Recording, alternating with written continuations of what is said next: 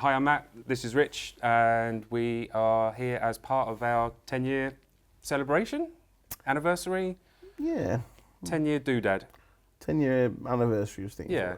I think one of the things that we wanted to really spend some time on is where it all began, which was with Guildball. Mm-hmm. And as part of the 10-year anniversary, we've been planning something I think is pretty cool. Mm. And I'm looking forward to sharing it with everyone and seeing how people get on with it and hopefully have a lot of fun with it. I do think there's something that's worth addressing though. So obviously Guildball is currently parked in terms of development for us, and that announcement didn't go down terribly well. And I think that's on me. I wrote the announcement, and I think the message that I was trying to convey wasn't the message that was heard, and that's on me, quite frankly. It's on both of us. It's when we put that message out, we didn't ever intend to blame the community, and I think that's what was taken from it, and we're sorry for that. Yeah, definitely. That was not what we wanted, and I think at the time, I wish we would have gone back and talked about that and explained it, and we chose to say nothing, and it was the wrong call.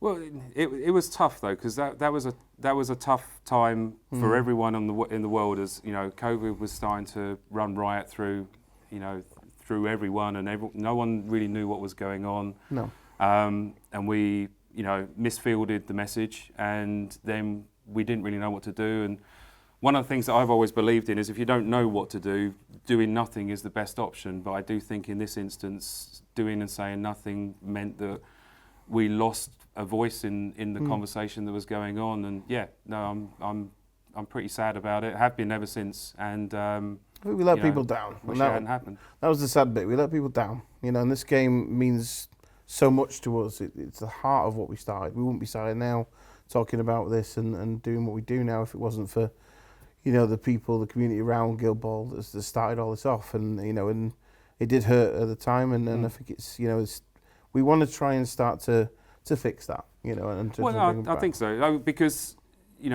despite how much it sucked, it was still the right decision for the company and for the team overall.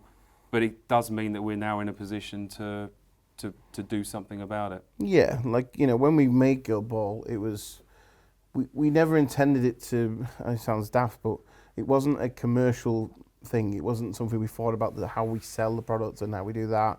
We were two guys with an idea. We played a lot of games like War Machine, and we just enjoyed gaming, and we felt like we could bring something to the market and do something between us, and that was the starting point, And we've talked quite a bit, haven't we?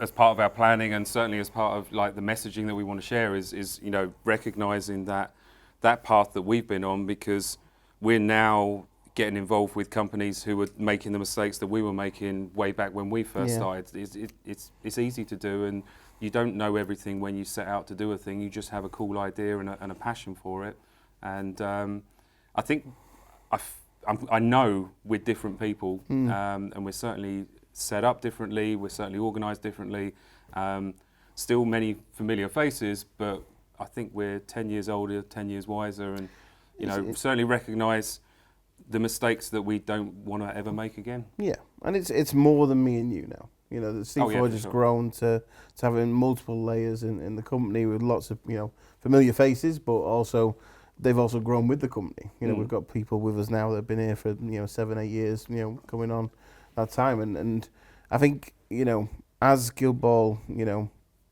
it was the right call to end development at that time for the business. It's a hard call to do, when we had to do it. Oh God, it wasn't pleasant. It wasn't pleasant at all, and so now fast forward, that the decision was right, because that's why we are starting now in a position where we can do these things around, when we're going to talk about, we can bring this back now to a degree.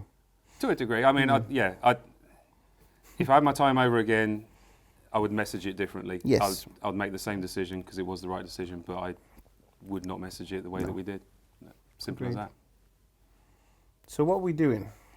Well, look, as you know, we've been working for pretty much most of this year on something pretty exciting. One of the things that has been a growing technology and is now reaching a point where we think that the quality and the reliability is there is the print-on-demand service that's available in pretty much most of the world. I think you can access. Yeah, it's fully. Yeah. Yeah. So I sat down with Russ and we had a look at the Guild Ball range of minis, because there's a staggering amount of minis. I've painted nearly all of them, and looking at them again and reviewing them with Russ with a view to putting them onto print on demand brought back a lot of happy memories, but a lot of understanding of what we know about how to make minis now that we didn't necessarily know back then, that we were we made some mistakes with missed ankle, thinness of ankles, especially contact points with bases and overall balance points and things like that. So Russ and I say Russ and I'm appending myself to his hard work, have gone through the entire range and re-engineered. We've touched every model, some more than others, but they are robust now for a full print-on-demand availability, which isn't necessarily a business-driven decision. It's actually something that we wanted to recognise, isn't it? That you see a lot of people who discover Guild Ball still, or people who have already played Guild Ball, lamenting the fact that they can't get hold of miniatures. And I remember back during COVID when I was interacting with the community, and one of the things that kept coming across is the supply chain is just not there. We cannot get hold of these minis. This is why the game is dying. And thinking about that in the time that's passed since then, and understanding that messaging now, and recognising that actually print on demand will allow us to put the minis in a place where people can access them if they want to, making sure we do it at certainly doing it at a price point that demonstrates that this isn't a business-driven decision, this is a love-driven decision. We want the range of minis to be available to people who want them. Yes.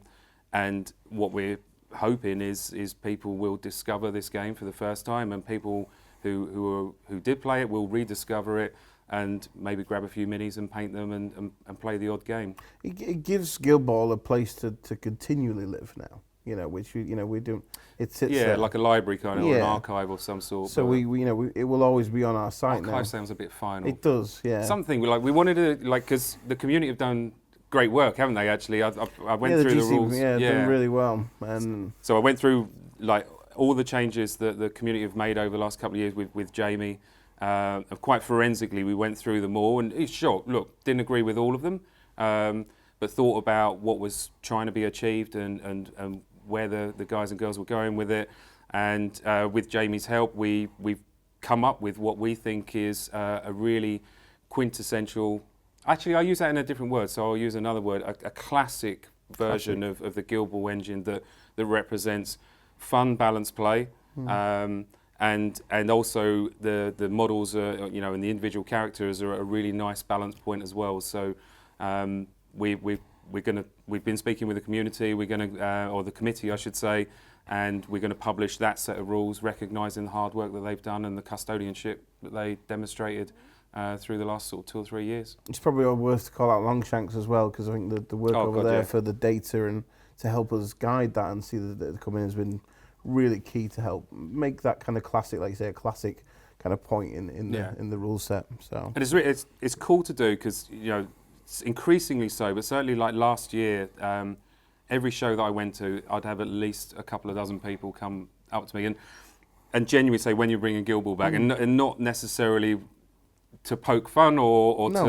to make a point, but actually genuinely, please, when are you bringing it back? And being able to hint only goes so far, and actually being able to talk about this is what we want to do. And I don't mind sharing that what I hope will happen is people will discover the game again, and we've put some stuff in place that will help that happen.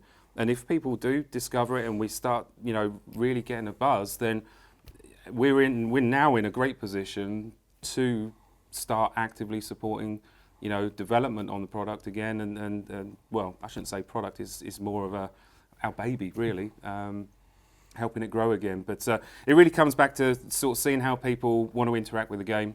But we're going to give it every chance we can. So I think you come up with the idea, didn't you? Yeah, so we, again, with the advent of technology and how the miniature realm as a whole has grown, the ability to give away files and give away things with 3D printing has allowed us to think about our kickoff set. Kickoff set, for those that don't know, was the kind of the intro product that we made for Guild Ball. It was incredibly successful and bringing and spreading the love of Guild Ball.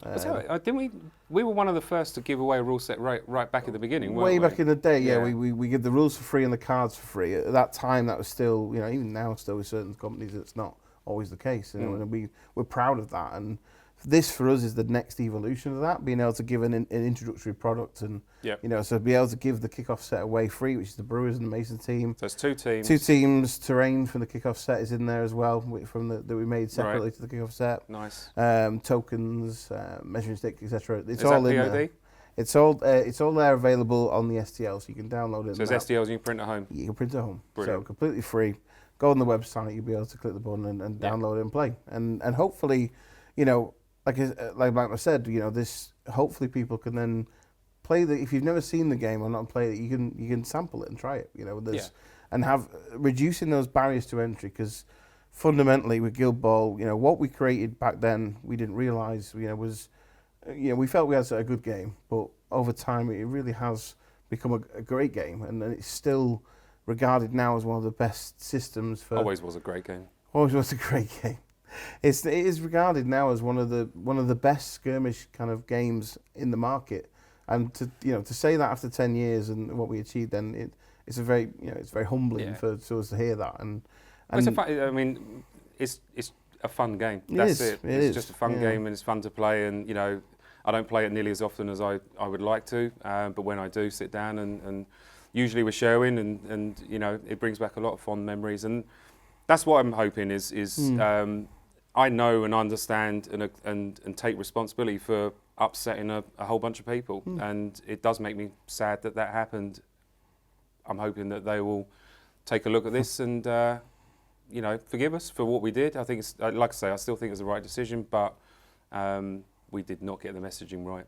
No, we didn't. No. And I think like I said, I think for me the part is to make sure we, as we move forward now, and we're going to do a live stream Q&A after this to talk to people. Yep. Our Discord is open. We want to re-engage those channels, and positively or critically, we want to make sure we're at least talking and messaging about what we do. And we won't always get things right. We haven't done over the last 10 years. And our hope is that the more we can engage and talk about it, what we have found is transparency, openness, talking about when we go wrong, fixing our mistakes, has been received across not just in miniature games, but in things we've done in board games, across our life of what we do. So, and I want to continue that, across. I know we all do. And again. No, I agree. Yeah. Good. That's it. Let's play more Guild Ball. Let's play a bit of Guild Ball. Finally. We could play loads of it in public. Yeah.